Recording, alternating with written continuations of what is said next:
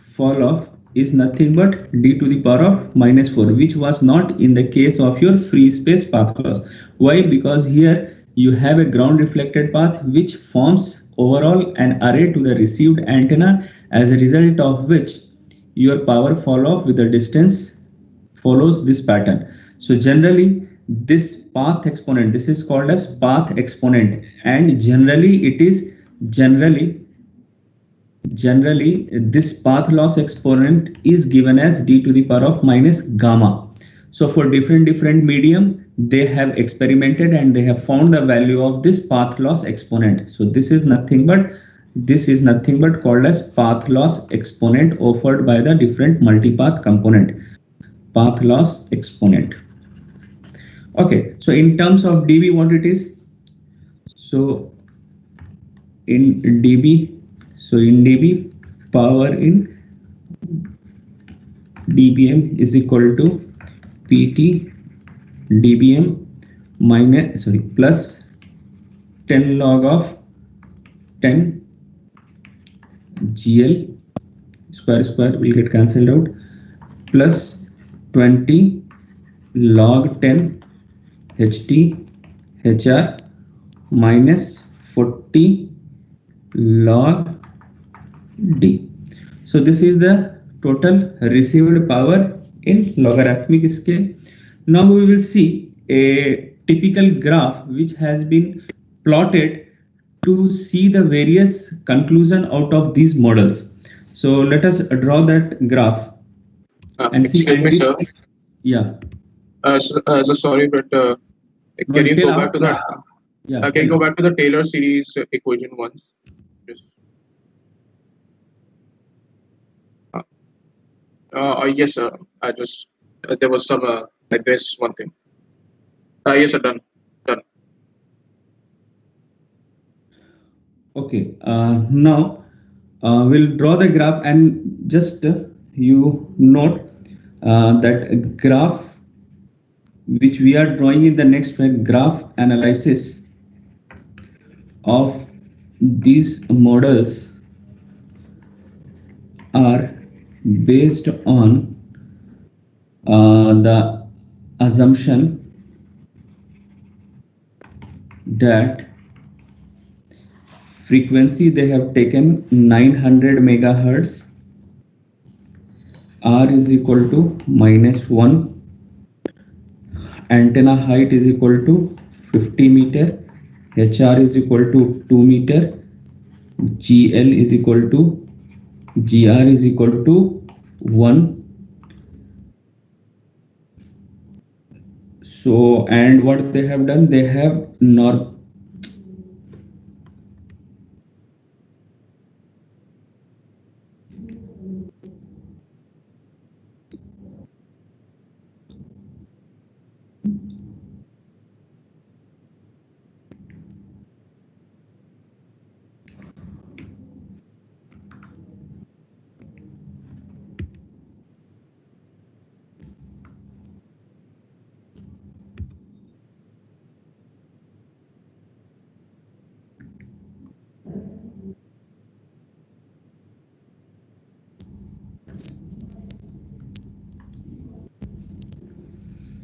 okay, and they have taken what you call, and they have normalized the power.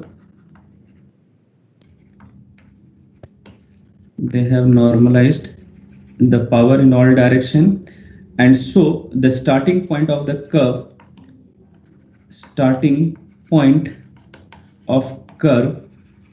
is at 0 dB. So in order to start the curve of 0 dB, they have approximated all this value in a computer MATLAB program, and they have plotted this graph, and this graph is very important for your observation because certain conclusive points we will be getting from this graph.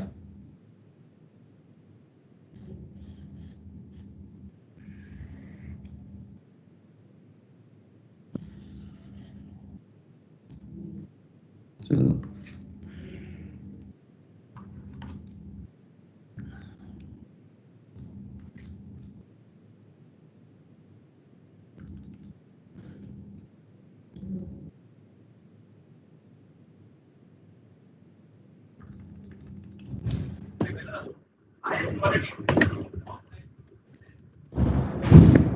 ऐसे करने का कोई point नहीं है।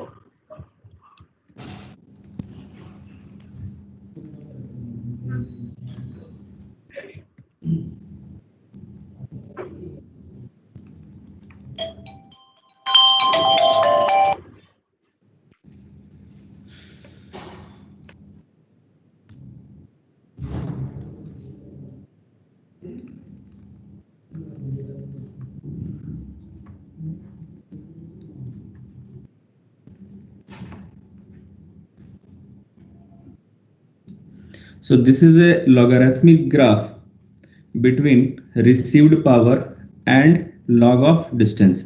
So here on this axis we have received power, that is received power in dB, and here we have distance, logarithmic distance. So it starts from 0,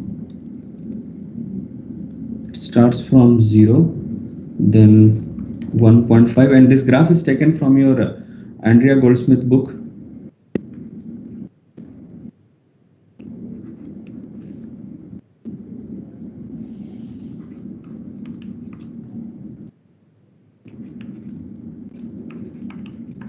Okay, so this particular portion from here to here, it represents antenna height. That means this is HT, matlab this particular distance is nothing but HT. So, and it is on the distance scale. Here it is your received power. So during this distance, when your distance is less than transmitting antenna height, and this particular approximation what I am doing, this is nothing but an empirical based approximation that is called as piecewise linear approximation. Piecewise linear approximation, where they have selected what you call values based on empirical measurement, no analytical measured values. They have just fit the distance, they have chosen a particular frequency, then they have seen what is the total loss at your particular receiver, and then they have plotted this curve. So they have taken a set of measurements at a particular distance, at a particular frequency, and they have taken all the random variations and they have plotted this particular graph. And at each, as the distance increases, at each particular distance they have certain fall off of power. So that type of approximation or empirical approximation is called as piecewise linear measurement, which we will be again studying in your what you call empirical models. So this is nothing but piecewise linear approximation. So you can have multi-slope. So this represents nothing but slope, how the power is falling off with this distance. So from here to here, you can see it is nothing but, if you have studied Bode plot in control system, so you can see that slope from here to here is nothing but 0 dB per decade. And here it falls from minus 20 dB per decade. Here more down, minus 40 dB per decade. So this is based on empirical measurement. All this data have been collected, and it had been fit into this particular curve, and they have shown these values. So now when you are seeing at this particular distance from your antenna height, and if you compare antenna height and distance, so in the first part of rectangle, we are seeing that when your antenna height is greater than the distance, that means distance is less than antenna height, you will be having, based on that set of experiments they have shown, you will be getting, I'll change this particular.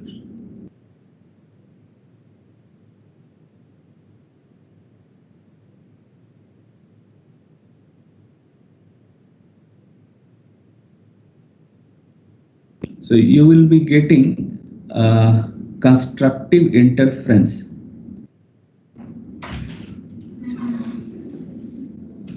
Class is going. Class.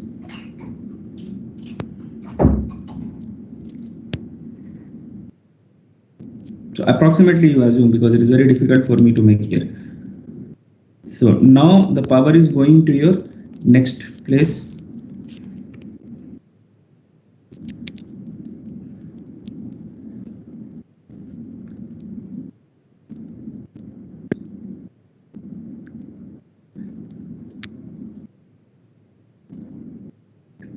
After that, power fall offs like this. So now this is a rough graph. You can find a good graph in your book.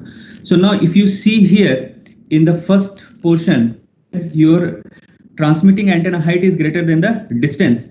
So you can see you have only constructive interference. Why? Only positive cycles if you are getting in a rough term or layman term, if I tell.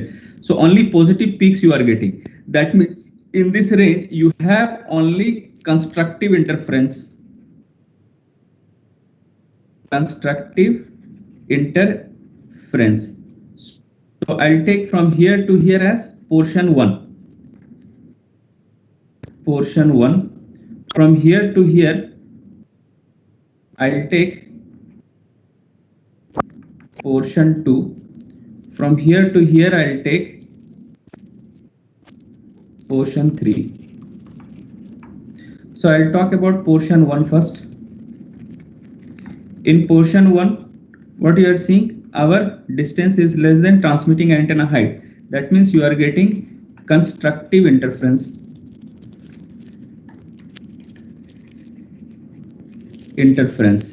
And here the power fall off with distance is nothing but it will be in this format. That is nothing but L is equal to what? Under root of D square plus HT minus HR.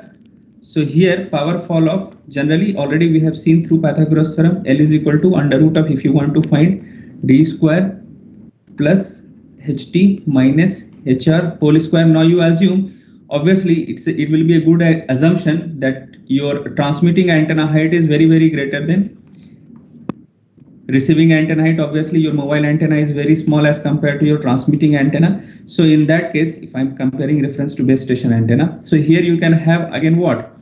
1 by L. If you do 1 by L square, if you take, what you will get here?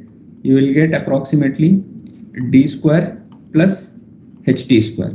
Now you are again assuming your HT is greater than your D. So basically the power fall off for this particular portion where you have 0 dB decade fall of a piecewise linear approximation of power with logarithmic distance, the received power fall offs with a distance is nothing but 1 by HT square. So this is the power fall off in the first portion. Now again, when you are moving ahead in the second portion, if you see, for the distance greater than HT and for some critical distance, let this be critical distance DC. So this distance, let this distance be DC, critical distance. For a distance greater than HT but less than critical distance, some critical distance, we'll find this critical distance. How will find this numerical value? We'll find out by equating to path difference. So here you are observing both constructive as well as destructive interference.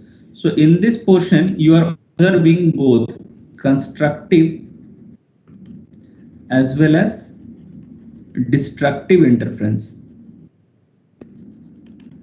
So because of this, your power fall off is nothing but it is decreasing. So that means here if you see the power fall off, so here the power fall off with a distance is nothing but D to the power of minus 2, more or less analogous to your free space path loss model.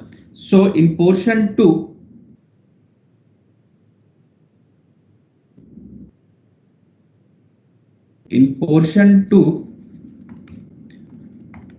when your distance D is greater than HT but D is less than any critical distance, what you are observing? Both why constructive and destructive interference? See, this is nothing but destructive, and this upper portion is peak is nothing but constructive. So you are observing both constructive and destructive interference which give rise to power fall off by how much? D to the power of minus 2. This is nothing but free space path loss model. Now for phase 3 or portion 3, you are seeing directly the power is continuously falling off. This is nothing but your Touré modeling. When you have ground reflected path, power fall off with what? D to the power of minus 4, and it is showing what? Destructive interference.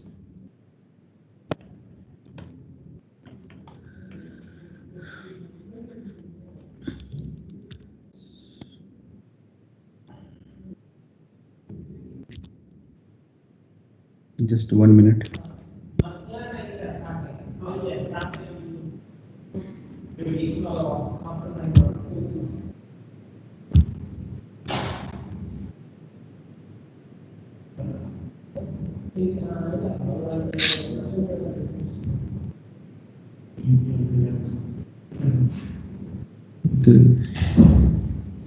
What happened? Man. Shit. Wait 1 minute. It is not responding somewhat. Chha.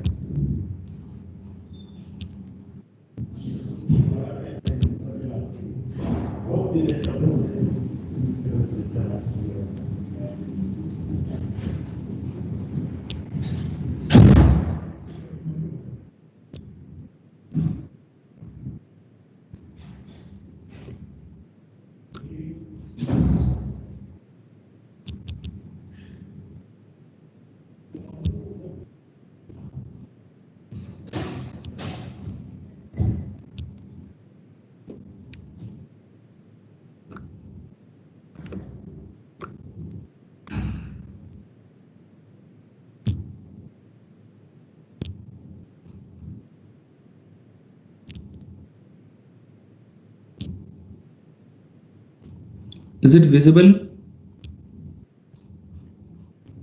Is it visible? Yes, sir. Okay. I don't know, some problem happened. It was not responding. So in portion 3, what we are seeing? In portion 3, we have what? Power fall off. When that means I am talking about when your distance is greater than your critical distance, you will be having destructive interference, and here the power fall off is nothing but d to the power of -4.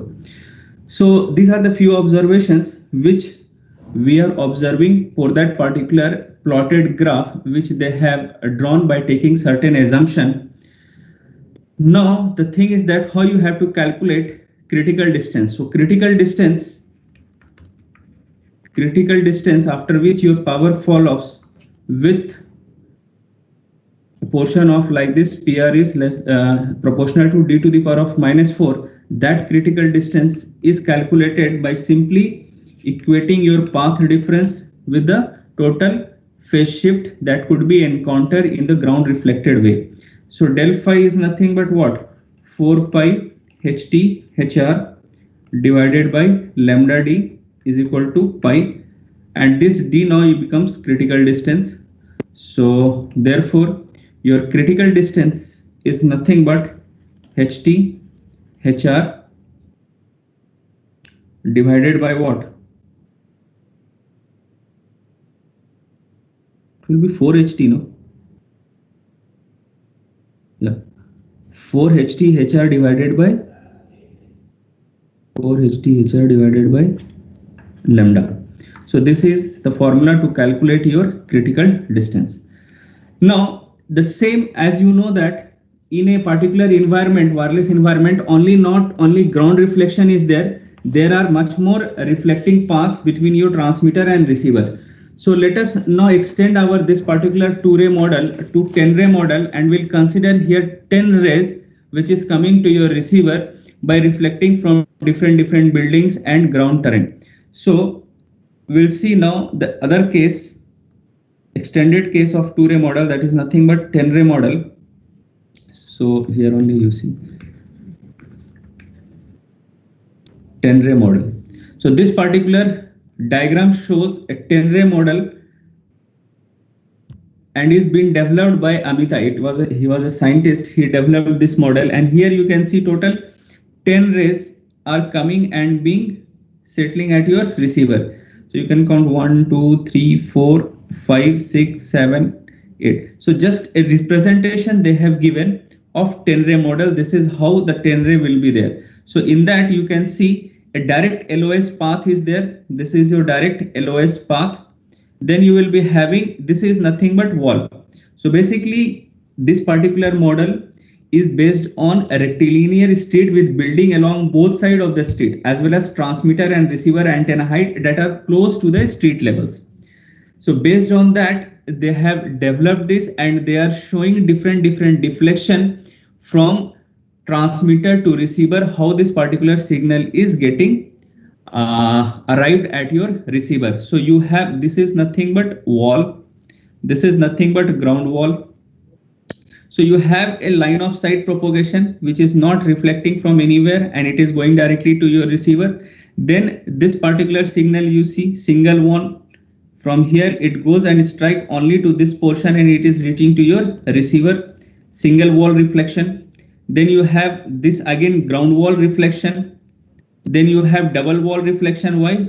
It comes here, it strikes here, and again it goes to your antenna. So this is your double wall reflection.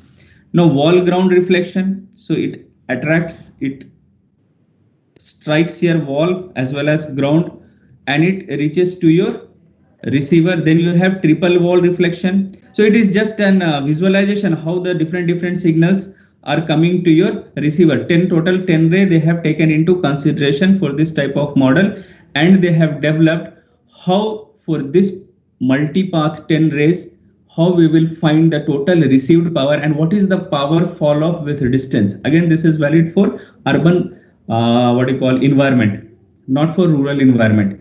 So as we have seen in our previous case, your 2-ray model, the same particular equation will be extended for this model, that is for 10-ray model. Just there you have taken one line of sight and one ground reflected path, but in case of your 10-ray model, you will take one LOS path and 9 NLOS path. So that 9 NLOS path may be ground reflected path, single wall reflected path, double wall reflected path, triple wall reflected path, ground wall reflected path, all these things will be there. So similarly, the mathematical modeling or the analytical way, what we have assumed, same set of equations will be there, same method we have to apply, same approximation we have to apply, and the same derivation we have to go ahead to find the total received power at your receiving antenna, and then we have to see what is the total power fall pattern at your receiver with the distance in 10-ray model, in contrast with your 2-ray model. In 2-ray, in free space path loss model, we have seen the power fall out as due to the power of -2. In 2-ray model, we have seen because of one ground reflected path, it forms an array and it is reaching to your antenna such that now the power fall off increases to due to the power of -4. Now when multiple signals are taken into consider for NLOS path, then it forms a bigger array as compared to your 2-ray model. Now in this case, whether your received power with distance will be increased from -4 to 6 or 8, or it will decrease. So let us see. So it is just a particular same equations what we have assumed for 2-ray model, we'll just extend it for 10-ray model, and we are not going to do the entire derivation what we have done in case of your 2-ray model, because same derivation, it doesn't make any sense. You can extend it in your home and you can arrive at your received power. So directly, if I am writing 10-ray equation, same. So there I have taken 2-ray model. Directly in place of 2-ray, I am writing received signal for 10-ray model for different path is nothing but what? Real component of lambda by 4 pi under root of GL, again what? UT e to the power of minus j 2 pi L by lambda divided by line of sight path. The distance of line of sight path is what? L. Same method we are following, plus now it will be having 9 other reflected path. So I'll put a summation sign here. I is equal to 1 to 9 obviously, and one NLOS path is there, so it becomes 10. And then you will be having Ri for all 9 reflected path because it is touching to your ground. So you have to give a reflection coefficient of that particular ground surface or wall surface through which it is getting reflected to your receiver. Then under root of gain of your all receive non-NLOS path antennas. There in 2-ray we have considered C and D. Here it will be ith path 1 to 9 NLOS path. So you will be having gain of 9 LOS path antenna. So that is Gx of I. again e to the power of minus j 2 pi xi by lambda, and same will take common e to the power of j 2 pi fct. Direct equation you can write here. So now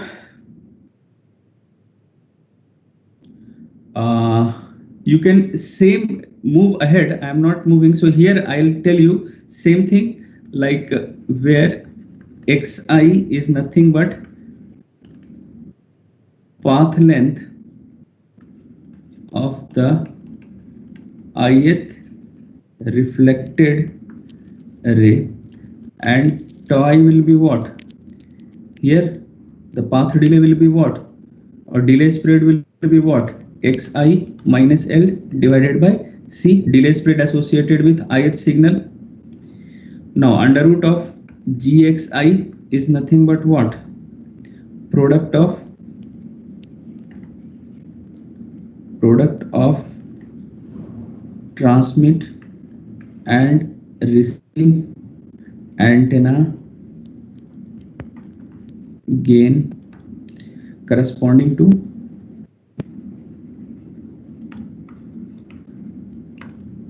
ith path. Similarly, Ri is nothing but ground reflection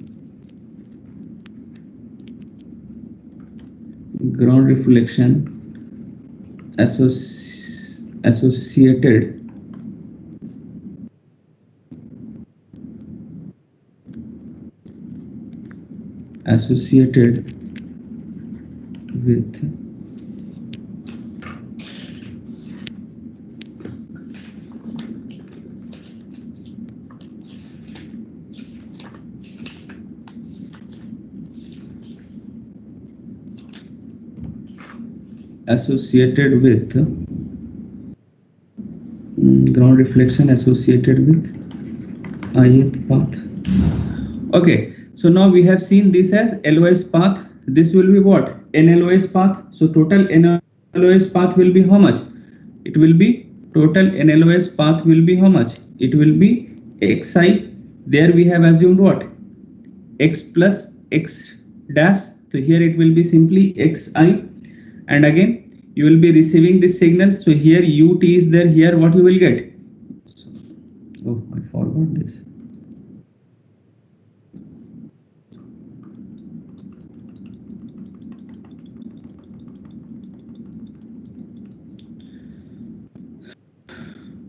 So here you will be having delayed version of all the signals coming here, u t minus tau I, then you will be having what? E to the power of minus j 2 pi xi, nothing but divided by lambda as it is. So all these signals through 9 path will be coming and reaching to your receiver. So this is the total received signal at your receiver. So same process you will go ahead, and again then you will take the magnitude in order to convert the power. So directly I will write this power equation. So again same assumption you will forward and move ahead. So I'll just write one assumption again, forward as in case we have done for 2-ray model. So same thing you can forward, you can have this for your reference. So again, by considering a narrowband system, that means considering narrowband system,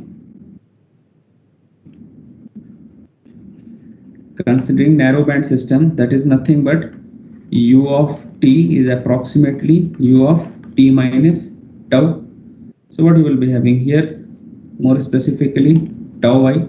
So the received power in this case will be PR is equal to PT lambda by 4 pi whole square under root of GL by L plus summation of I equal to 1 to N Ri under root of Gxi e to the power of minus j del phi I divided by xi whole square, where del phi is nothing but 2 pi xi minus L divided by lambda is the phase difference between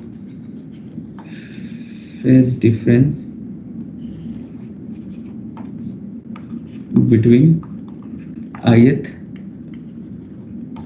path. So now here you see the power fall off is what? X. If you see I, it is nothing but in the form of square. So here in case of your Tenre model, for Tenre model, and this is because your multiple reflected signals are there, so it forms more compact array as compared your Touré model. In that case, the power fall off is So can you go back to the e to the slide power once? of -2. So So can you go back to the previous slide once? Excuse me, sir. So can you go back to the previous slide, just the last line I wanted to copy, last lines. I'll send you the slides after this class. But actually, the slide and your writing is lagging a bit. Yes, sir. Actually, the So by the slide and your writing is lagging a bit. That is network issue. I cannot do anything in that because simultaneously everywhere class is going on. So obviously lag will be there.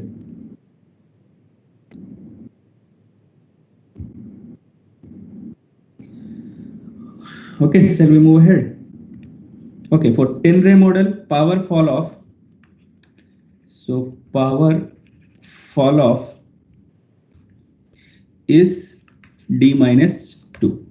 So in contrast, we have seen free space path loss. In free space path loss, we have d to the power of -2. Touré, we have d to the power of -4.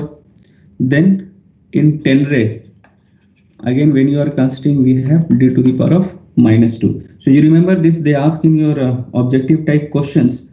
So similarly in other models, they will be having different types of path loss exponent based on that particular environment. Typically this path loss, as I told you, this path loss is represented generally as gamma, and for typical environment it ranges from 2 to 6. So they will specify the values of this particular gamma, or you can calculate the value of gamma if other things are there. So based on this you have numericals and all that we will see later on. So for a different empirical measurements, for a different environment, you will be having different path loss exponented. It's already given in your Andrea Goldsmith book. You can go through it, what are the different environment and what is their correspondingly path loss exponent. So generally it varies from 2 to 6, you keep in mind. And for your numericals, either they will give you and ask you what is the total received power. If they have not given, then you have to calculate for that particular environment, other data will be given. So this was all about your analytical model, that is Touré modeling and Tenre modeling, starting from your free space path loss model.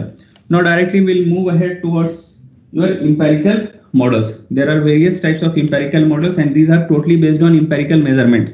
So there is no what you call concepts like how it is measured, how this particular equation has come, or how this particular value has come. No, it is an empirical measurement. They have performed a set of experiment, and that particular experiment values what they have got for a particular distance at a particular frequency and a particular loss they have calculated and they have given. So these are the things which takes into consideration in arriving at this particular values.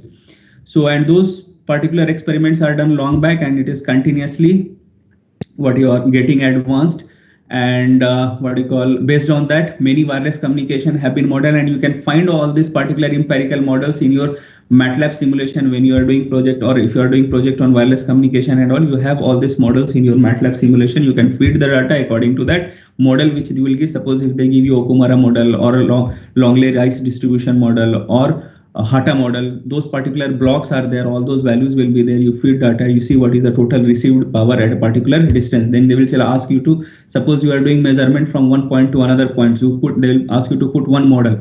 Then suppose they ask you to put one particular empirical model, and then you see what is the total received power. Similarly, again they will ask you to, now this particular model you change and you put some other empirical model. Then you see what is the difference, what is the standard deviations and all. You can calculate and you can see which particular model is giving you the correct value over a particular distance.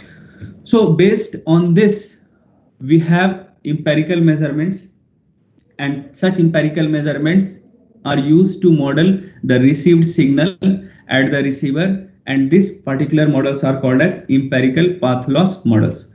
So we'll see those models. So that is our next topic, and probably the last topic, empirical models. Empirical models here, empirical path loss model.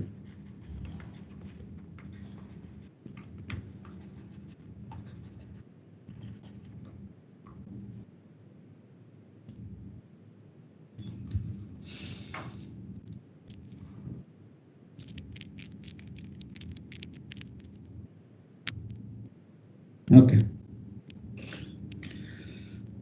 Let me have some water.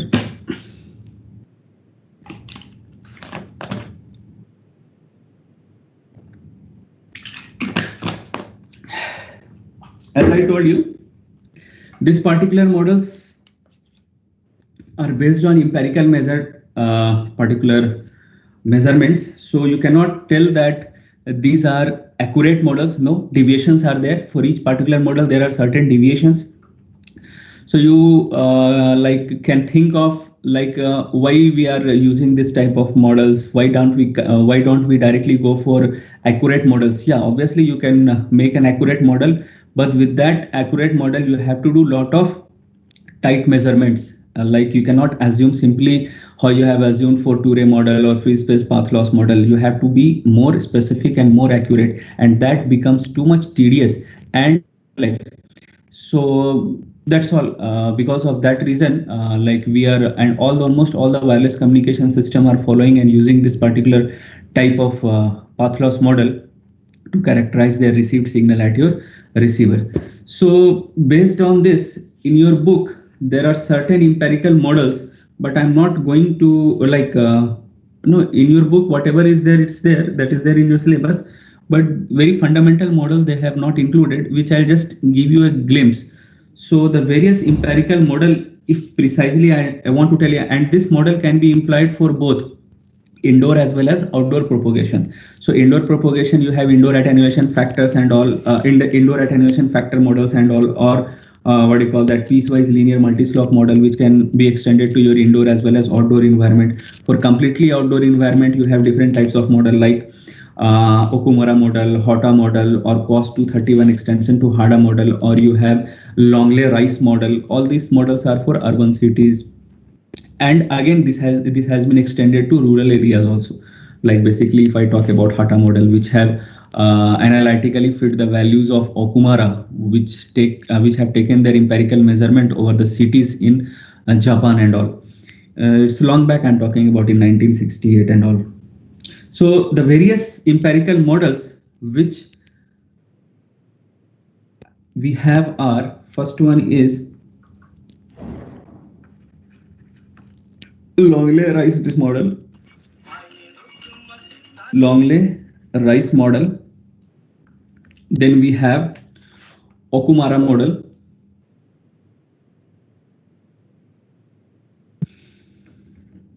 Okumura model. Don't worry, nobody will ask much into it, but you should remember all this model and their equations. Then we have extension of Okumura is done by HATA model, and these are the name of the scientist, nothing that. Then we have COS 231 extension to HATA model. COS 231 because it has been extended by European Union, that's why the name. COS 231 extension to HATA model. Then for indoor as well as outdoor environment, we have piecewise already we have seen piecewise linear model. This can be extended to both indoor as well as outdoor propagation, piecewise linear या multi-slope. So here we will see only the equations because already we have seen how it is falling. So piecewise linear or multi-slope model. Then last we have indoor attenuation factor, which characterizes the signal within a particular building based on the number of floors, number of partitions in that particular floor, all these things they take into consideration, and they see this is the model to characterize your received signal. So indoor attenuation factors. Attenuation factors. So this particular models, these three models are outdoor propagation model,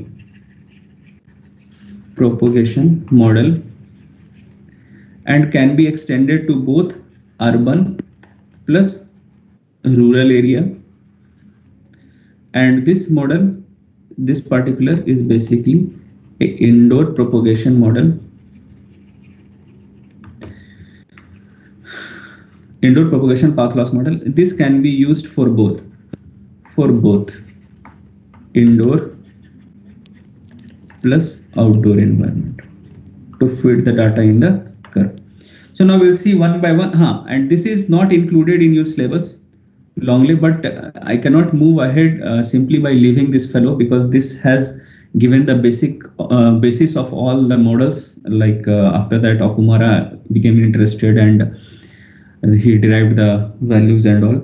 So just I'll give you a glimpse of what was Longley-Rice model and what was the disadvantage of it. Is nowhere related to your book, and you will not find in your book also. Longley-Rice model. Just one or two points we'll see here. Basically, in Longley-Rice model, they have considered multipath effect by eliminating the effect of buildings, foliage, or other environmental factor, which is very important. So without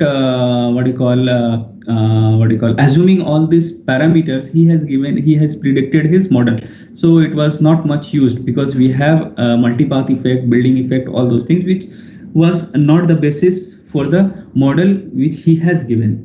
And this particular model was for point-to-point communication. So suppose if I write some brief point about this model, so this model was valid for point-to-point communication. And this model doesn't take into effect of, does not take into account of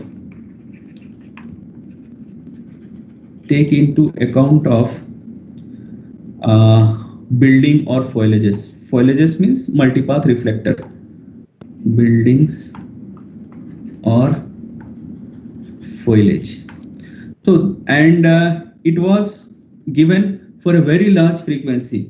That means this model was predicted for frequency range from 40 megahertz up to 100 gigahertz. But the demerit was that it doesn't take into account of building or multiple path reflections.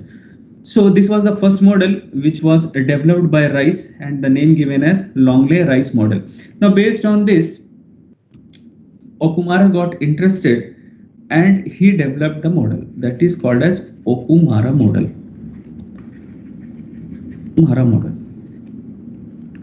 So this particular Okumura scientist, this roamed about the city and he has taken the empirical measurement, and he has given particular data-based equations. So if you put in those particular equation, you will get what is the total path loss is being offered to your transmitted signal while reaching to your receiver. So this particular fellow has done a comprehensive study of all those environments at a particular. He has divided in big cities into some particular distance, and for that particular distance he kept the frequency constant, and then he has taken into account of the things present over there, reflector present over there, and he has given this is the total received power at a particular distance for a particular environment criteria. So this is how he has framed his model, and his model is applicable for frequency range In some book it is given from 150 megahertz to 920 megahertz. In Andrea and Goldsmith it is given 1500 megahertz. So it doesn't make any sense. It is just 400 megahertz difference. So everybody has their own perspective, but generally it is 1920 megahertz, and it can be extended, it can be extrapolated,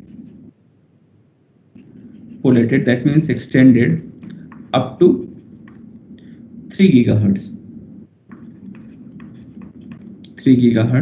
and it is valid for a distance up to, from where to where, 1 kilometer to 100 kilometer. So this was the basis of his study, and based on that he has given a formula such that path loss formula, and that is nothing but path loss, that is basically median path loss he is talking about. Path loss at a distance in dB is nothing but L, FC is nothing but center frequency, A mu carrier frequency at a distance d, plus G HT minus G HR minus G area. So this was the model which was given by Okumura. So this PL is nothing but it is 50th percentile, that is median value of path loss. This is nothing but free space path loss. This is nothing but median attenuation. Whatever he encountered, he has framed this particular empirical equation. Median attenuation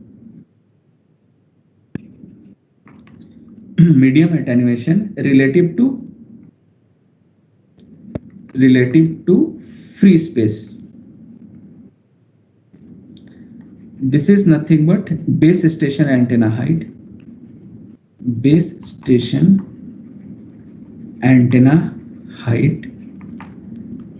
This is mobile station antenna height,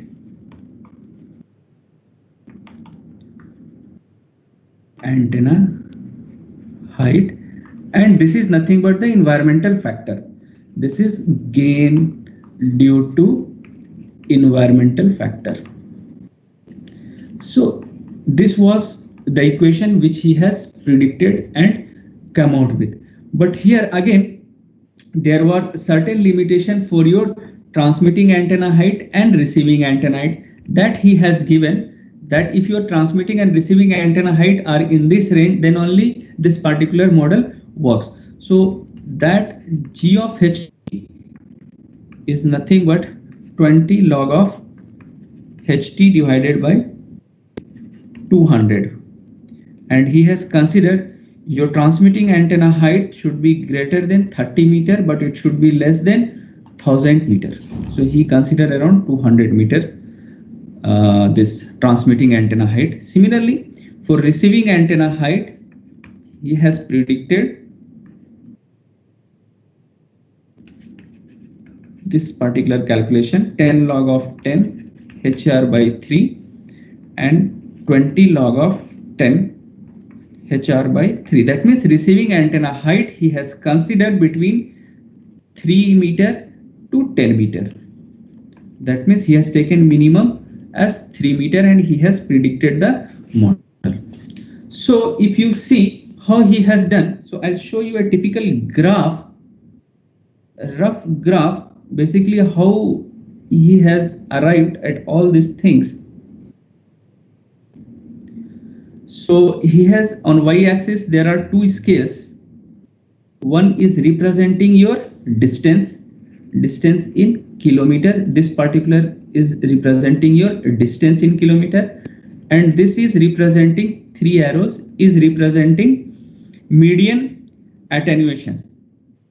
This is representing median attenuation at that particular distance, median attenuation. That is what we have assumed, A mu FCD. So, and this x-axis is nothing but the frequency axis. He has taken frequency axis in megahertz. So from 70 he has taken to 300, that means 3 gigahertz he has taken. So just roughly 100, 200, 300, 500, 1000, 2000, like this, and then he has obtained the value. I'll show for some values.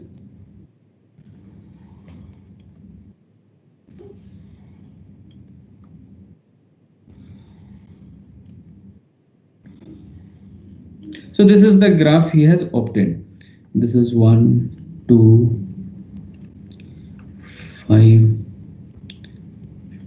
10, 20, 30. Same thing here also. 1, 2, 5, 10, 20, 30. That means if I want, and here suppose that attenuation, this also is there, no? 10, 20,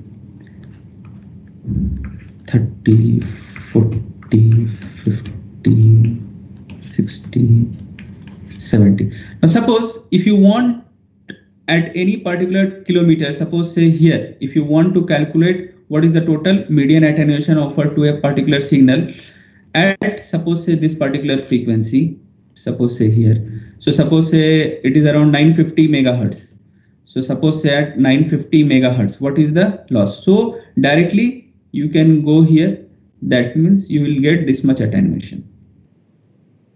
He has predicted graph like this.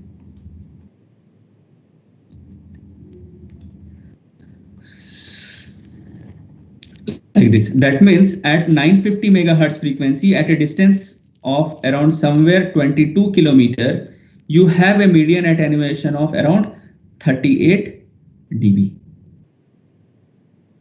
Okay, so this was his analysis, his empirical measurement, and he has predicted a model like this. So it was easier for us to calculate. Okay, and again here G area correction factor he has considered for different environment. He has considered for suburban area, then quasi open area and open area, and he has given the values of those also. Okay, this is the G area factor if you are operating your mobile signal in suburban area or quasi open area or open area. So based on this all empirical measurement, he has predicted all this value, and that particular model is called as Okumura model, and it generally have a standard deviation of 10 to 14.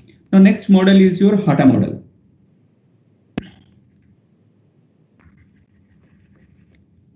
Hatta model. So basically Hatta provided whatever the empirical measurement has been provided by your this Okumura. He has provided an analytical expression to that empirical values. So basically, the whatever Okumura has found out through empirical measurement by set of readings, he has combined those particular set of readings and he has given an analytical equation. And this particular Hatta model works and is applicable for a frequency from 150 megahertz to 1.5 gigahertz. So what he has done, he has fit the empirical measurement of Okumura in analytical equation, and that is given as for urban area PL urban. He has divided into different area. G area correction factor he has found out, and he has given the path loss for urban area in dB 69.55 plus 26.16 log of 10 into FC minus 13.82 log of 10 HT minus A HR plus 44.9 minus 6.55 log 10 h of t log 10 d. So this is the equation he has given for urban area.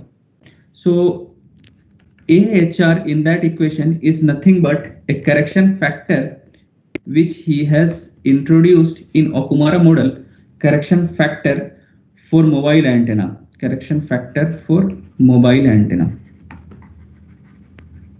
in the Okumura model, and this is based on the coverage area. This particular correction factor he has given for Okumura model for receiving antenna for a different coverage area, more specifically coverage area. So for cities and all, for small cities and all, for small cities and medium-sized cities, this AH of R is nothing but 1.1 log 10 FC minus 0.7 HR minus 1.56 log 10 FC minus 0.8 dB. For larger cities at frequency greater than 300 megahertz, it is given as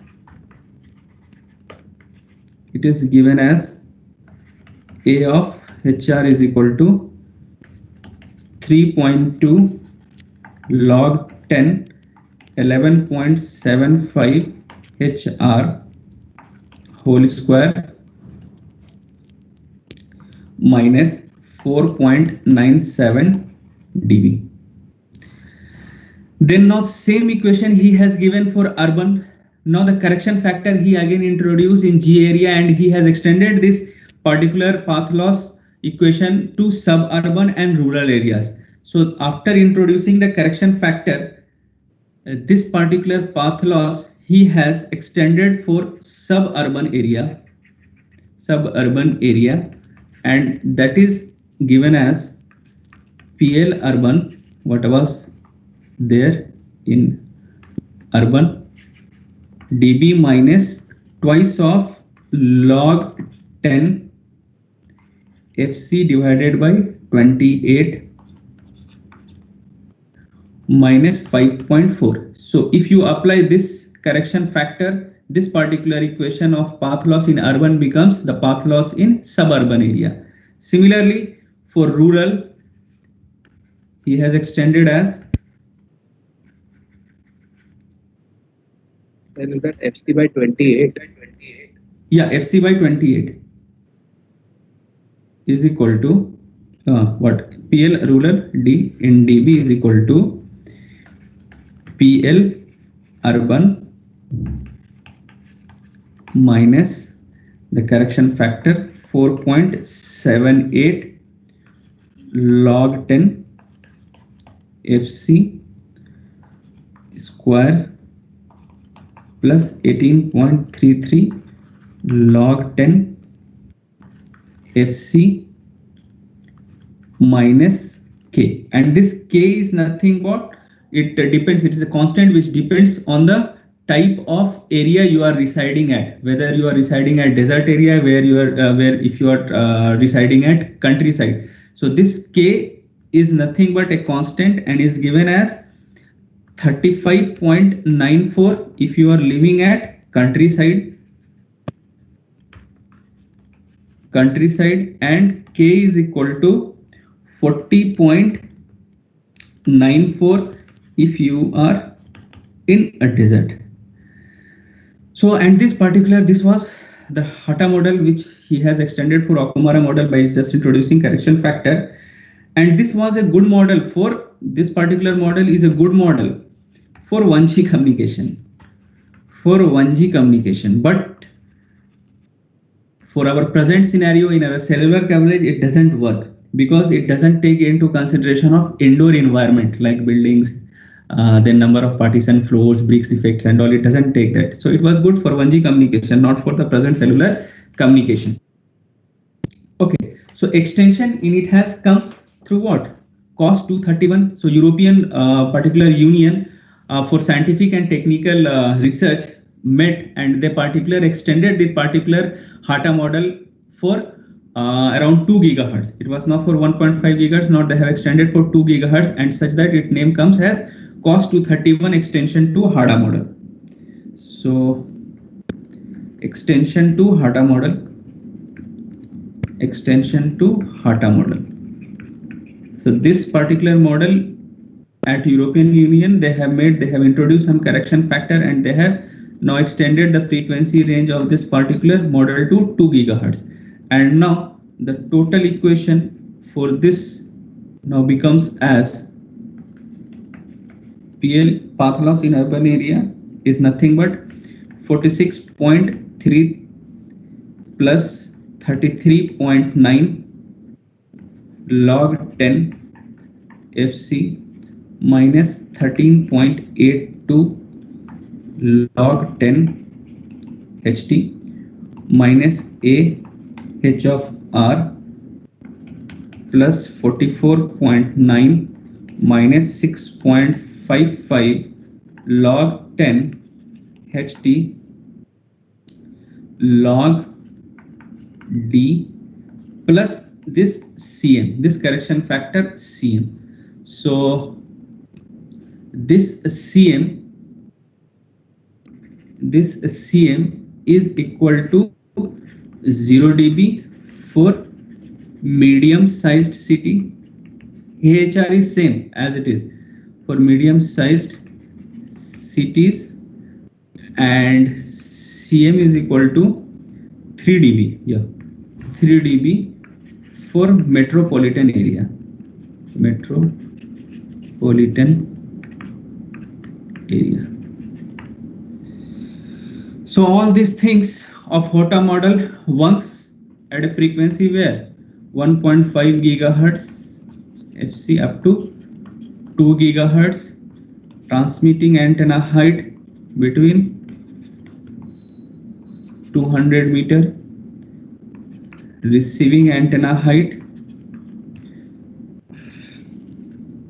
between 10 meter, and distance from 1 kilometer to 200 kilometers. So this was all about your urban models based on empirical and how they have put it into an analytical measurement. So these are totally based on the empirical measurement and how they have received, and they have just calculated empirically, and they have fit into this particular values, and such that it becomes now empirical based analytical model, and that was extended by HATA. Now another model that is empirical model only is nothing but piecewise linear or multi-slope model. So another model, that is fourth one, piecewise linear या multi-slope model. So as I told you, your piecewise multi-slope model, as we have the same model what we have seen when we were plotting the graph of path loss, free space path loss, 2-ray model and 10-ray model. The same pattern it follows, that at different instant it has a different fall of curve, and based on that empirical measurement you can calculate the total received power at your receiver. Basically it is a common empirical model to model your path loss in outdoor microcell and indoor channel in a like piecewise linear environment. Same thing. And this, in this particular model, you have to just remember same as I told you. I'll just once again draw the graph. Same thing. This is falling. So here you will be having some random empirical thing, and that you will fit with this slope. Again here you will be having some empirical measurement. Again you will fit these values in a particular slope form. Same here. So S1, S2, S3, such type of empirical measurement when you are combining through a particular equations and predicting at different slopes, is nothing but a multi-slope or piecewise linear model. So, and this piecewise linear model, the received power, right here, the received power, this is important, the received power at a distance d is nothing but pt plus k. K is a constant depend on the antenna factor. 10 gamma 1, gamma is nothing but path loss exponent log d by d naught. D is nothing but the distance, final distance, d naught is nothing but the reference distance. So this you will apply when your final distance is less than critical distance. That means your reference distance, this particular equation is valid when your reference distance, when your, that means distance, this particular distance, final distance is greater than reference distance but is less than critical distance, less than or equal to it. So, but if your distance is greater than critical distance, then again path loss exponent will be extended, and the same formula can be extended for that particular extended path also, and similarly you can extend for multipath. So this was valid for this particular range. Now if your range is increased, that means now your total distance, final distance is more than the critical distance, then in that case the received power at a distance d is given as nothing but pt plus same thing k minus obviously power fall off in this particular range, that is 10 gamma 1 log 10. Now your reference distance will become in relative to your critical distance, that means d naught. Then again now your final distance is greater than your critical distance, that means 10 gamma 2 log 10. Now your this distance will be captured. So this will be the equation for multi-slope linear equation, and this will be the case when your d is greater than dc. So this gamma 2, gamma 1, these are nothing but path loss exponent, will be specified in the question if it is asked. Gamma is nothing but path loss exponent. K is nothing but constant which depend upon antenna characteristics and is given as k is equal to 20 log of, in dB terms I am talking, 20 log of 10 lambda divided by 4 pi d naught. So this is all about your piecewise linear model. So another type of model which models your received signal in the indoor environment is nothing but indoor attenuation factor. So the last empirical model is nothing but indoor attenuation factor.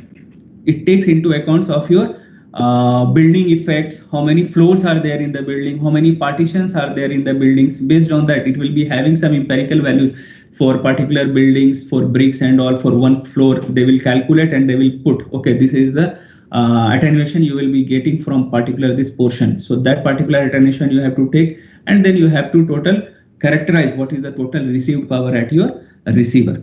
So indoor attenuation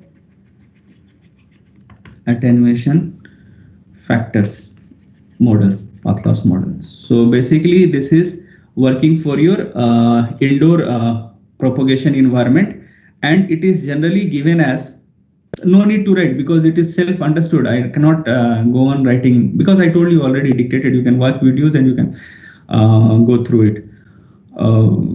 So directly I am writing the equation, the received power in dBm for this particular type of model, like in indoor phenomena within a building, is nothing but transmitted power in dBm minus path loss at a distance d, or minus, then you have to take what? Path loss, it takes into consideration of what, through which path it is going, it will be mentioned, and indoor attenuation factor. So now indoor attenuation factor will come into picture. So that is nothing but how many floors are there, how many partitions are there, that particular account is taken here.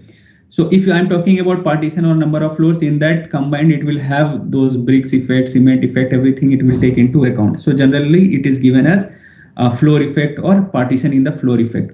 So that is nothing but I equal to 1 to number of floors, and it is nothing but floor attenuation factor. Suppose it is having 2 floors, so I equal to 1 to 2. So those 2 floor effect you have to take into consideration while calculating total received power at your receiver, plus how many partitions are there in that particular floors. So I is equal to 1 to NP, number of partitions, PAFL. So this is the model which is used to characterize the indoor signal, indoor received signal. So FI is nothing but floor attenuation factor, floor attenuation factor for ith floor. PAFI is nothing but partition in that particular floor, attenuation factor for ith floor. So this was all about your empirical measurement. Now you will be wonder, there is a lot of empirical models, analytical models. What if we could have a one particular simplified model which approximately will characterize the particular received signal? So scientists have thought, okay, why not we'll take into consideration of simple path loss model without taking into consideration of shadowing effect. As I told you, what is shadowing? Shadowing is nothing but the effect of buildings, trees and terrain which is situated between your transmitting and receiving antenna. So the signal when interacts with this particular type of hindrances and reaches to your receiver, so this received signal is called as, it is shadowing affected signal. So what, same thing I was telling, the complexity of this particular signal propagation, all this makes it difficult to obtain a single model that characterize the path loss accurately across a range of different environment. So scientists thought, okay, can't we have a particular simplified model? So they have come out a particular model which they tell it as a simplified path loss model without taking consideration of shadowing effect. So after that they have seen, okay, if we are not considering shadowing effect, this is the deviation in the received signal we are getting. So they have extended the simplified path loss model by taking account of shadowing effect, and they have proposed that combined simplified path loss model and shadowing model. So first we will see what simplified model they have predicted. It's just nothing but, as I told you, same thing, and they have predicted an equation. So next one is your simplified path loss model. Simplified path loss model.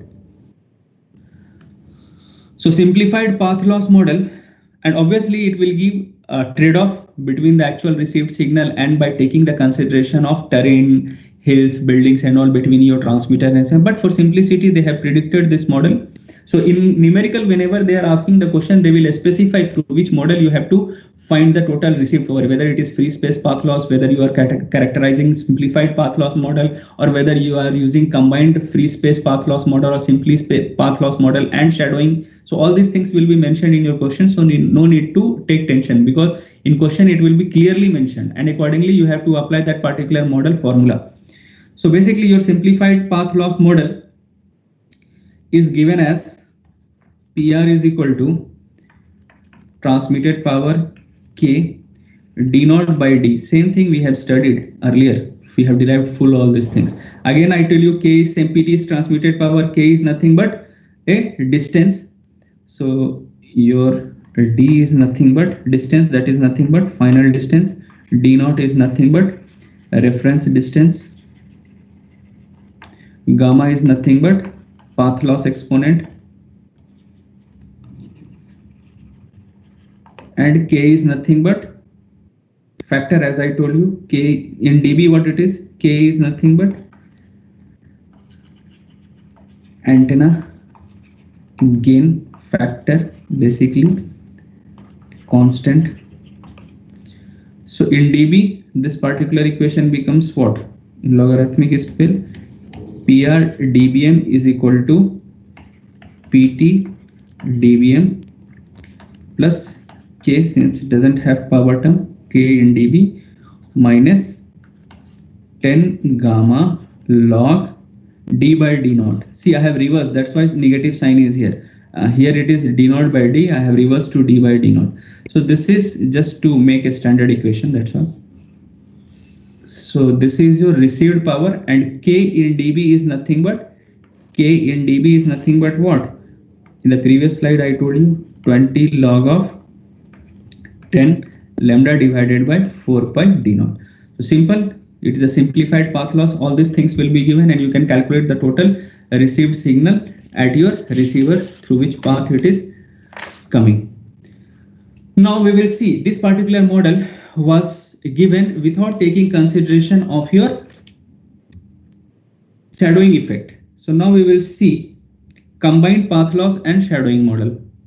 When we will take into account of shadowing effect, then what our model becomes. So everything will remain same, only just we have to add a shadowing effect term, that is nothing but psi dB, and this psi dB is nothing but a Gauss distributed random variable, because you will be receiving power from different location by getting it interfered from different parameters like buildings, hills, terrain. So the received power at this particular receiver will not be the same, it will be varying in a random fashion. So because of that random fashion, we model it as a Gaussian distributed random function, and it is log normally distributed. Generally we assume it is a log normally distributed. So generally you can tell as that the shadowing effect for a path loss is nothing but a log normal distribution. So combined path loss and shadowing model. This they have come out. Why? Because they have calculated this particular equation and then they took the shadowing effect into consideration. Then they saw, okay, when they calculated mean square error between model of this and combined path loss, when they consider, they show a deviation of around 3 to 4 dB. So 3 to 4 dB in wireless environment matters a lot. So they came up with this particular combined path loss and shadowing model. So they told, okay, we'll add this particular shadowing effect also into consideration, because, and this is more accurate model, because you cannot ignore what you call your environment, wireless environment, which have day-to-day life. We can see we have multiple reflector ground as well as ground, your buildings, trees, terrains, hills, cars, all these things. So you cannot ignore this effect. So this is more accurate model as compared to your simplified model. Simplified model is just assumption showing, okay, what will be the simplified effect, simplified model when we consider only transmitter and receiver and some multipath reflector, but they have not considered this terrain effect, building effect and all. But in a practical scenario, all these things are present. So they have taken into consideration and they have given a more accurate model, that is nothing but combined path loss and shadowing model. So this is nothing but given as PR by PT in dB is equal to 10 log of 10. Okay, same thing, you can transfer this PT this side also, but I am following the notation which is more simpler.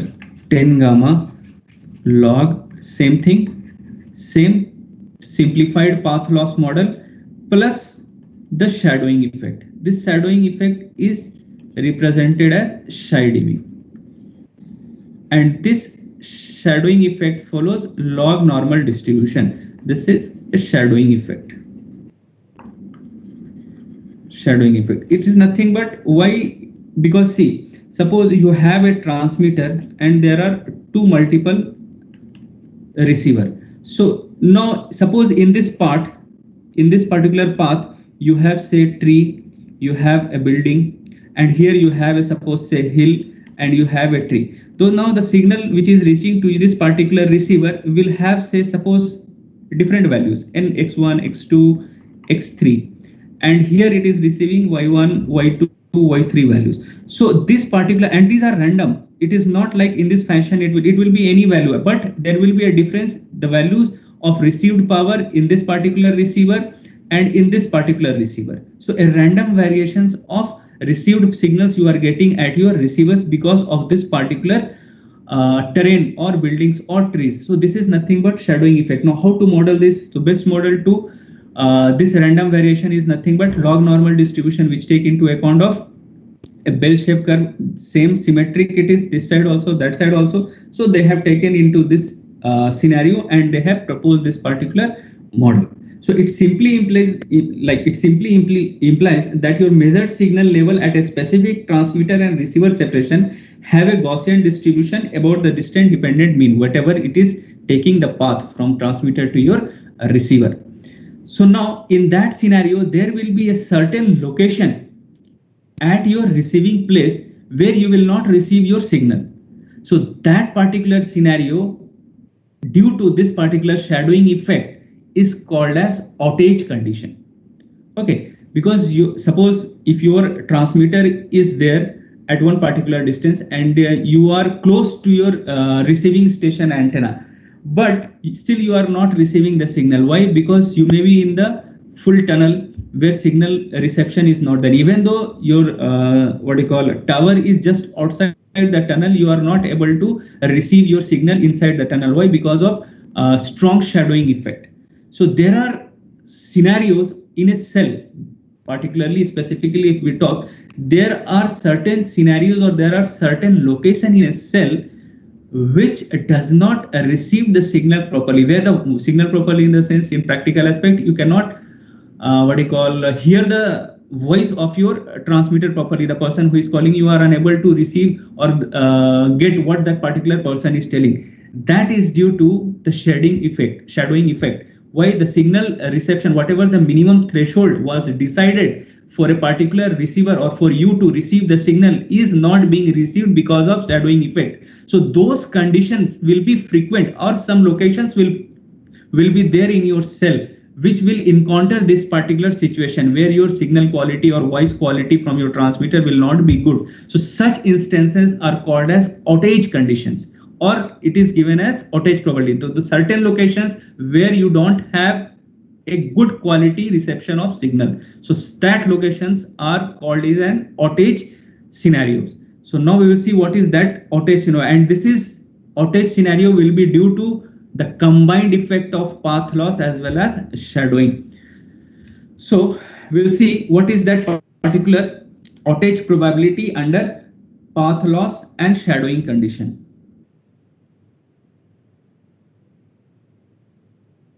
So outage probability under path loss and shadowing.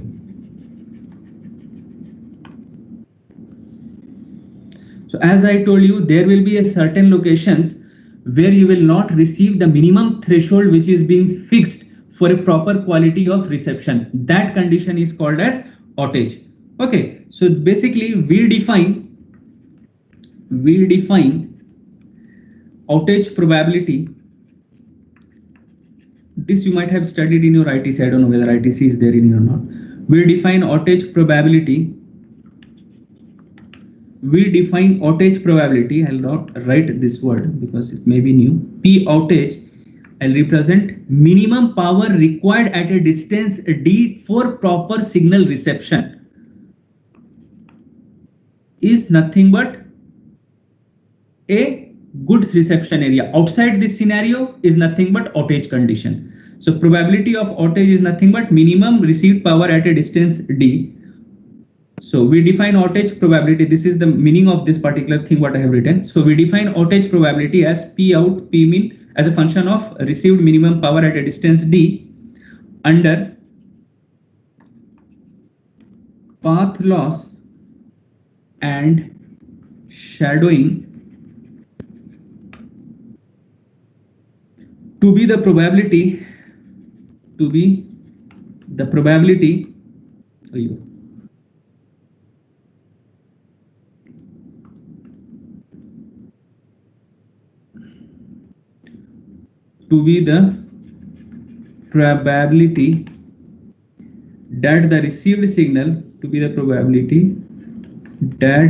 the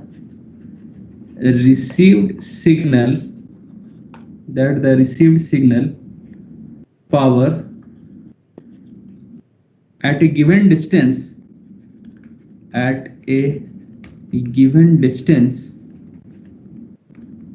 D, that is received power at a given distance D, falls below falls below minimum power, that is P min. So that means, more specifically in mathematical terms, P outage is nothing but minimum power at a distance D is nothing but the probability that the power will be received power at a distance will be falling below what? Minimum power. So now this particular outage is given as P outage, that is P min at a distance D is nothing but follows a long normal distribution, that is under root of 2 pi sigma psi dB. This is shadowing effect. Integration of this, I am just deriving the final equation. In your book it is not there. In your book direct equation is there, so it will be I don't know like how it is. Now the two derivations which I am going to derive is very important, and you will get direct question based on that. And in your Andrea Goldsmith it is just 3 sentences, but that particular derivation is of 3 pages. It is not given. If you derive whatever is there in your Andrea Goldsmith, it will be wrong, and out of 5 you will get 1 or 2 marks because that is not complete. Mu, same with your 2 rays and 10 ray model also. Sigma psi dB. This is the log normal distribution. What we have, minus x square divided by 2 sigma psi dB dx. So this is constant, it will get cancelled out with this. So this is, on solving you will get 1 minus 1 by under root of 2 pi integration of minus to change the integration. Limit of integration we have to change because I am doing 1 minus under root of 2 pi. So on changing the limit of integration, that means now it will become infinity, and P min minus mu dB divided by sigma psi dB exponential minus x square by 2 dx.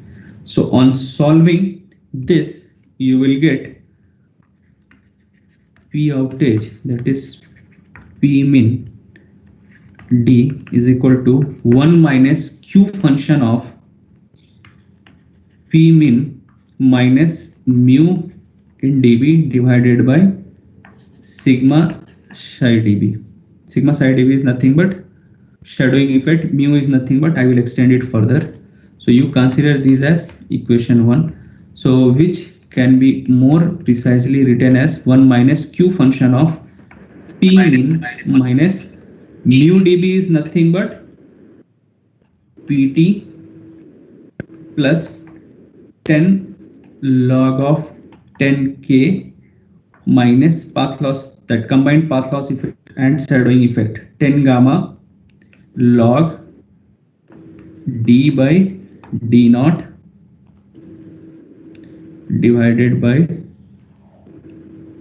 shadowing effect sigma psi dB.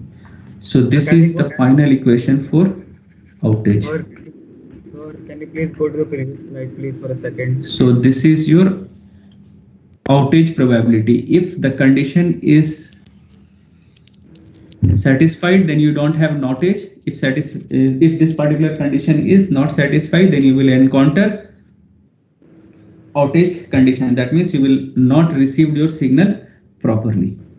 So based on this, it will be extended for cell coverage area. That means you have to now find out what are the locations where you will have coverage and where you will not have coverage. So basically we want to now derive the equation for cell coverage area. Look, what will in a particular cell environment, where are those locations where you will have good signal reception, and what are the outage condition where you will not have good signal reception. So where you don't have good signal reception, that becomes an outage, and where you have good signal reception on that particular area, that becomes the coverage area of your cellular information, or that is nothing but the cellular coverage area. So now we have to derive the total cell coverage area in a particular cell environment. So now we'll see this cell coverage area.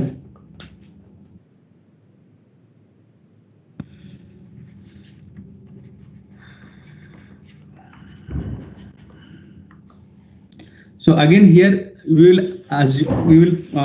do the assumption, like obviously due to this shadowing effect at different cells, you will be having what? Random shadowing effect, where you will be having random variations of signal. So what we will do, we will average this particular random variation so that we'll get a uniform circular plot over a particular circle, and then from that particular circle we can apply integration and we can find out what is the total coverage area. So this will be based on average shadowing effect. So suppose in a cell you will be having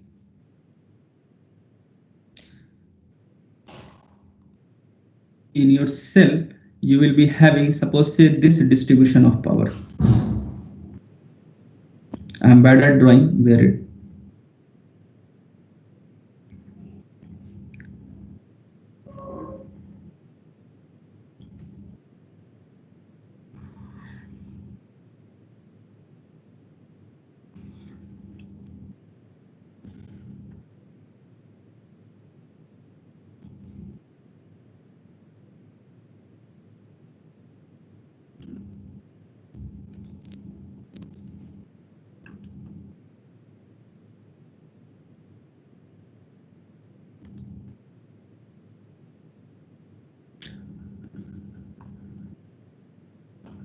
This is a circle.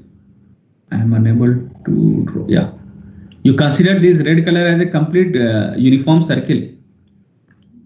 That is not possible to draw here. So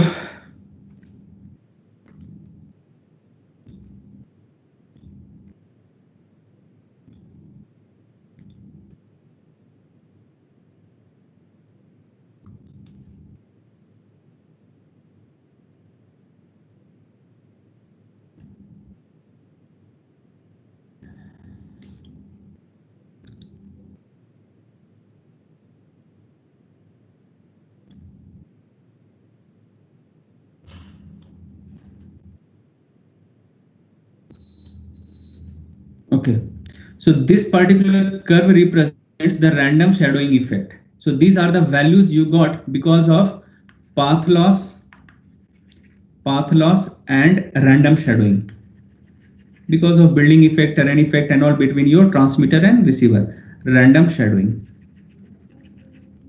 Now this is the curve you have drawn, that is circular curve, uniform circular curve. This is circle, please, I am telling you, this is a circle, uniform circle, where you have averaged the particular shadowing effect and you have got this particular uniform circular curve. So this particular circle represents,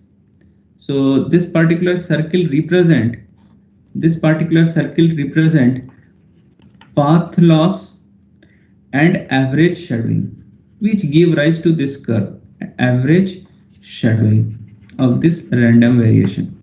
So now suppose in this particular cell you have a base station over here.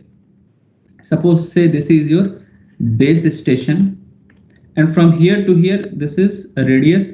So the total distance for cellular coverage is nothing but r, which is nothing but radius also. And now let us consider in this particular base station or a cell a small area, such that, because directly we cannot find the overall area, what is the total received power, we'll extend it for a particular small incremental area over a small radial distance r, and then we will integrate it and we'll get the total coverage area for the entire cell. So let us see, this is your small incremental area within a cell from where we are considering at a distance of r, that is nothing but radius. And now we have to calculate what is the cell coverage area. That means obviously in this particular locations, if you are seeing from here to here, in this particular locations you will be having an outage, in this particular portions you will be having an outage, but overall what is the total cell coverage area if you are considering path loss and average shadowing? So that we have to now find out. So for this, let us see now, let us now consider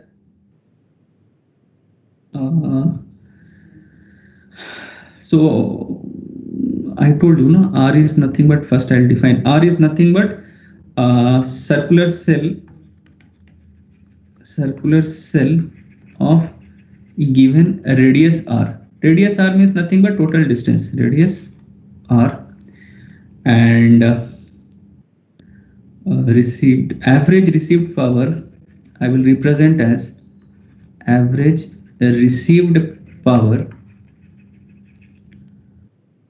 is represented as like this. So the average received power you will be receiving at this particular circular body, that I am representing as P dash R. Now let us define. See, these things are not given in your Goldsmith, so please understand this.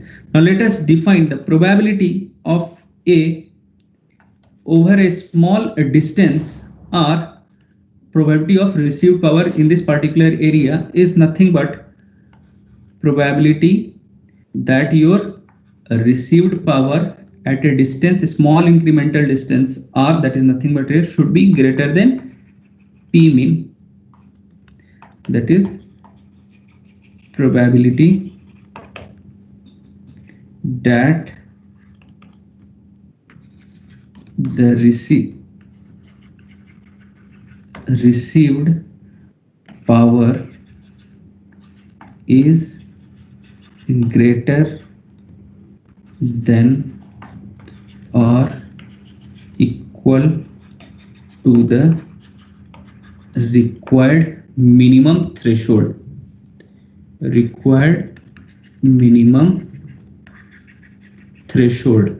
Threshold that is nothing but P mean. Okay. Then in that case, what will be the cell coverage area? That means integration of this entire portion. Then because cell coverage we define is nothing but those locations you have good reception of signals. Then cell coverage area is given as C is equal to integration of entire cell area PA over this distance divided by what? Pi R square dA, which is nothing but convert it into polar coordinate, converting R theta form, convert to polar coordinate. Since you have to find the area, C is equal to, you will be varying theta 0 to 2 pi 360 degree, and you have R is equal to 0 to where? R complete distance PA R divided by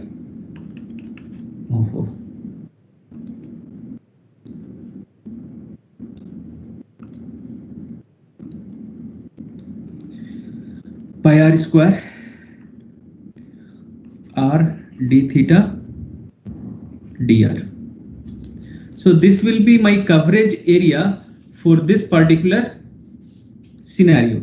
Now this particular, I'll write this thing so that you will understand. Now C varies, that means coverage area of a cell, C varies from 0 to 1. That means, what does this 1 represents? 1 represents, that means maximum received power area, or the maximum locations where you can receive maximum. 1 being maximum, which is nothing but when the received signal you are receiving is nothing but what? Greater than the threshold, that is nothing but 1. And less value of C, that means less value, that means 0 or less value, probability cannot be 0, less value of C indicates what? Indicates less coverage. So more close, if you are going towards 0, that means you are having less coverage, or minimum signal strength is going to be is continuously getting reduced. So now you see from 1, what is outage probability? Probability of AR is what? I can write like this: 1 minus outage probability, number of locations which you have sufficient amount of power such that it will have a good coverage area is nothing but what? 1 minus outage only, 1 minus outage probability. Correct? No. What is the total cell coverage area? That means 1 minus outage, where you don't have good reception of signal. I can write like this. Now 1 minus outage is nothing but what is the outage probability formula which we have seen in 1. So outage probability formula is nothing but this formula. So I can directly write 1 minus bracket of 1 minus Q function of P min minus mu dB divided by sigma psi dB. That is from 1 we can write. Now this one will get cancelled out. So you will be having what? Is equal to Q function of P min minus mu dB divided by sigma psi dB. Correct. Now you have found this value. Now simply put in the above integration equations. So therefore C is equal to what you will be having? 1 by pi r square.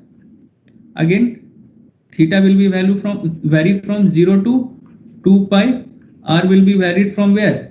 0 to r. Now in place of this you can put, now you have this equations. Now in this equation you know the value of now this value, probability of A at a distance of incremental distance of r, that is nothing but Q function of P min minus mu dB. That I will write Q P min minus mu dB divided by sigma psi dB.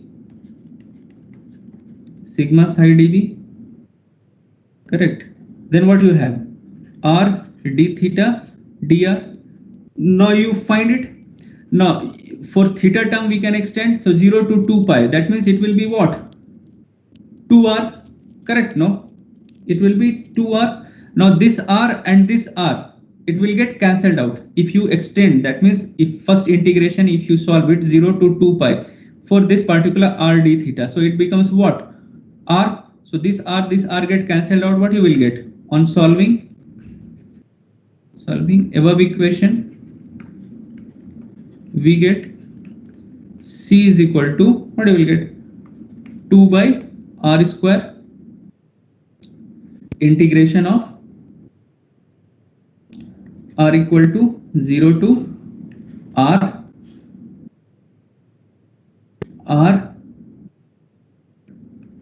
Q function of P min. Now I can put directly this value mu dB. As you see here in the previous slide I have put mu dB corresponds to what value? Mu dB correspond to what value? Pt plus 10 log of 10k minus 10 gamma log d by d naught divided by sigma psi dB. Same value I will put there.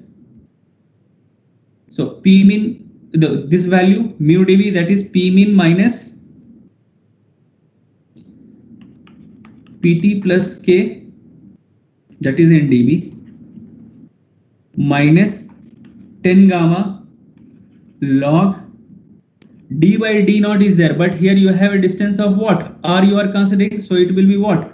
R by d naught dr. So finally you will be having C is equal to 2 by r square.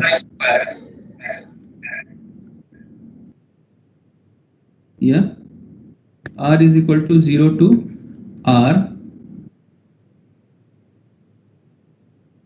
then we'll be having r into q. I've taken this like this, p minus, p min minus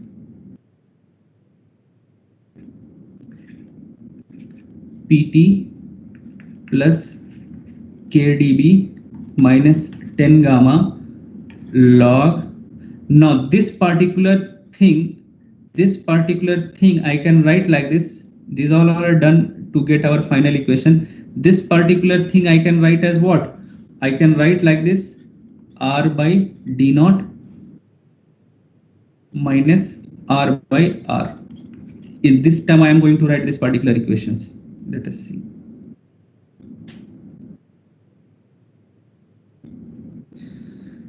Pt plus kdv minus 10 gamma log r by d naught minus 10 gamma log r by r. But how did we get this? Divided by whole sigma psi dv, that is nothing but dr. So this is nothing but it comes to this only. It is just a representation so that we can get How our did we get desired this value, what from? we are looking for. Yes. How did we get small r by d naught equal to capital R by d Eh? naught minus? So this blue, this Huh? thing which you have written with the blue pen, how did we get this? Blue thing I have written now. I am extending it. I am writing this in this form. R you have no, capital R you have no, so I am writing that in form. This R will get cancelled out now. So it doesn't make any sense. So it will be nothing but R by D naught form only. This R, when you will combine this R will get cancelled out. Only you will be having R by D naught, which is nothing but R by D naught here. Yes. Okay, this is sigma psi dB. So now again, I'll extend this. This is next slide. So this is C is equal to 2 by R square. R is equal to 0 to R Q function of P min minus. Now I'm breaking this particular previous this equation into two parts. From here I can break into two parts. I am dividing this particular equation into two parts. Here I will break from here to here R by D naught one part, then 10 gamma R log R by R into another part. So that I am doing P min minus PT plus K in dB minus 10 gamma log R by D naught divided by sigma psi dB plus 10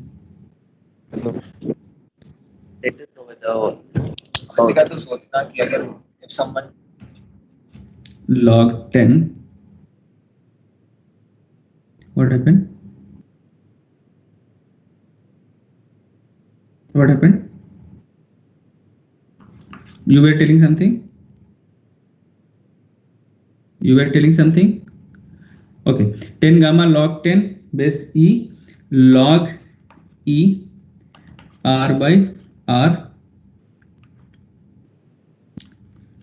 divided by sigma psi dB. Now this what I have written in the previous equation. If you can, sorry, in previous equation you can write this particular thing as, that means you can write this particular portion also as log 10 R by R is nothing but log 10E log into log E R by R. So it is same. So same thing I have now replaced here with this. So after this we'll be having, so this particular portion from here to here I will be considering this as A. This particular portion from here to here,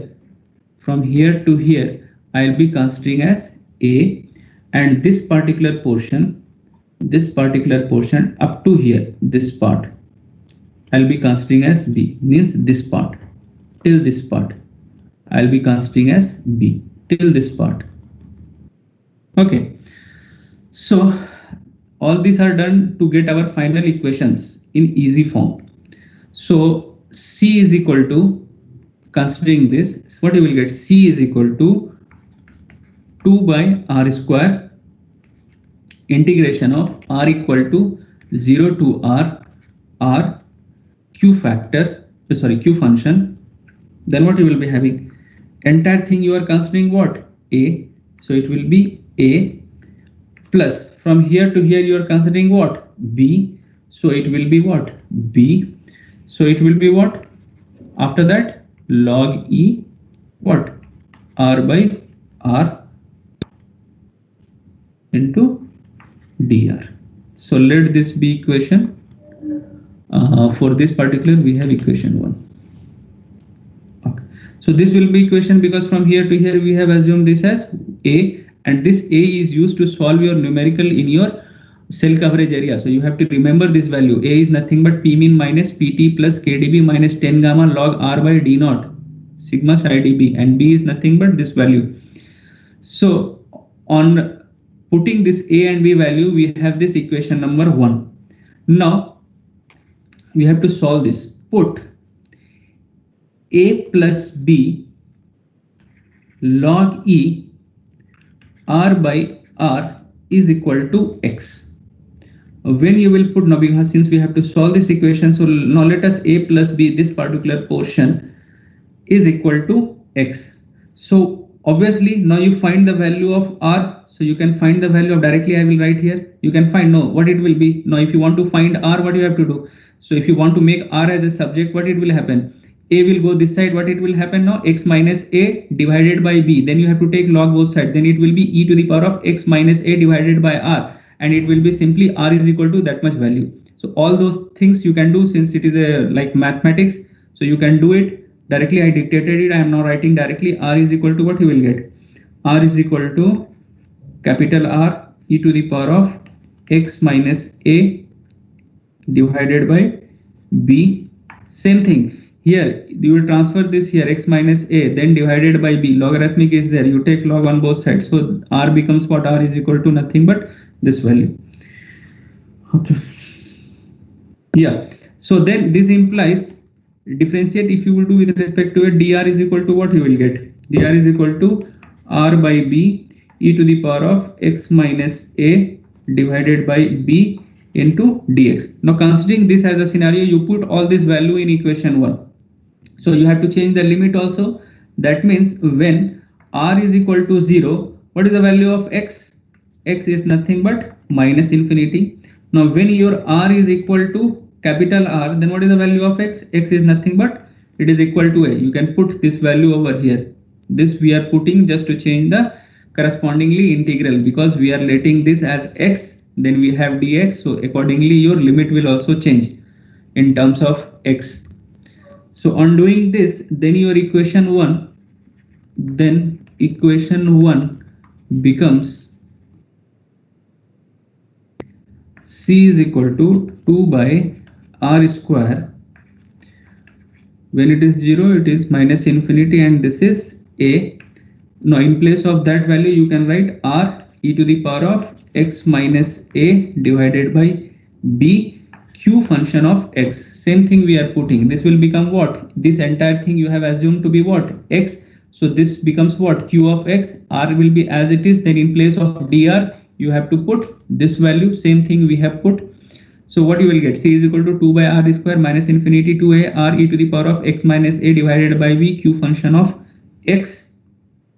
Then R by dr value you have to put R by B e to the power of X minus A divided by B dx.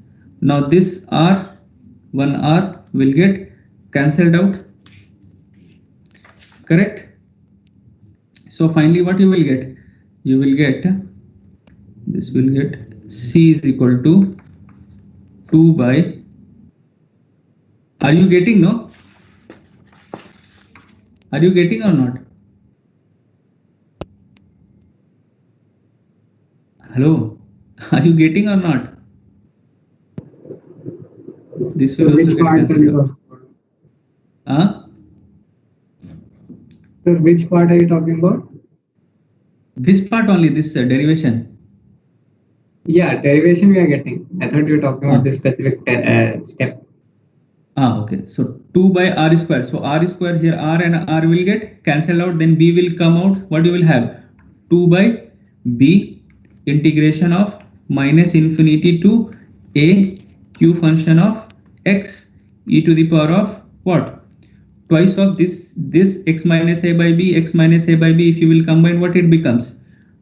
Twice of X minus A by B into dx as it is. Now we have to use what? You can solve this by using what? Using integral by parts. You know, no? Integral by full mathematics it is. Using, no, I will write so that you will understand. Using integral by parts. Integral by parts. What is integral by parts? You have no. Okay, I'll write it. U v d of x is equal to what? U integration of Excuse me, sir. v dx minus integration of what? Du by dx, correct? No, if I am making mistake, you just tell me, because it's long time I have studied it. Dx.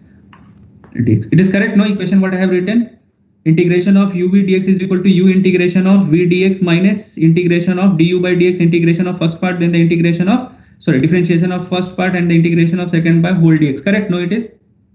So this is integration of parts which we are now going to apply in this particular integration to solve this particular equation. So on applying this, what you will get, 2 by b bracket first q of x, then what you will be having, integration of first term I am doing, so e to the power of twice of x minus a by b, this I will put so that you will come to know, by b. Then it varies from where to where? It varies from minus infinity to a. This is variation sign, not something mod or something. So here I have written like that. Now the second part is nothing but b by 2 integration of minus infinity to a. What you will get? Differentiation q dash of x I have written into integration of last part e to the power of twice of x minus a by b, correct? No, divided by, you will do what you will get here, 2 by b, no, yeah, into d of x for bracket close. So this is limit, this is not mod or something else, since we have, sir. yeah. Sir, could we wrap up for the day, because some batches labs Okay, at 1 fine. o'clock. Yeah, fine. Okay, we'll stop here only. Next class on Monday we'll see, and we'll solve numericals and we'll finish it off. So all numericals is remaining and this formula is derivation is remaining. So that will complete off on Monday. Don't go anywhere. In between I have left some slides because it was not saved, that I will write and share it with you all.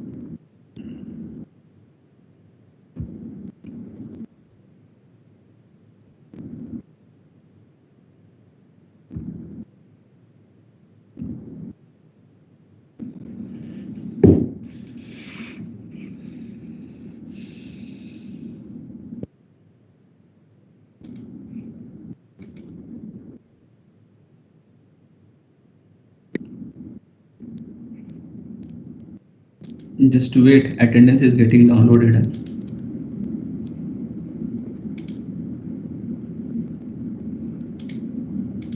Yeah, okay, then we can leave now. Thank you, sir. Thank you, sir. Sir, I have a Yeah, doubt. tell me. Eh? Sir, I have a doubt. Thank you, sir. Want to ask now? You want to ask now? You can ask in class now. What is there?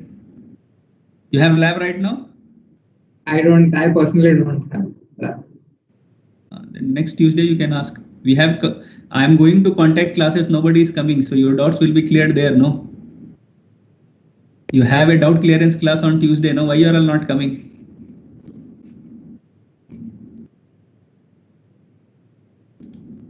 Okay, we'll meet on Tuesday, Monday. Then Tuesday you will have doubt clearance class. We'll see to that. Okay, sir. Thank you, sir.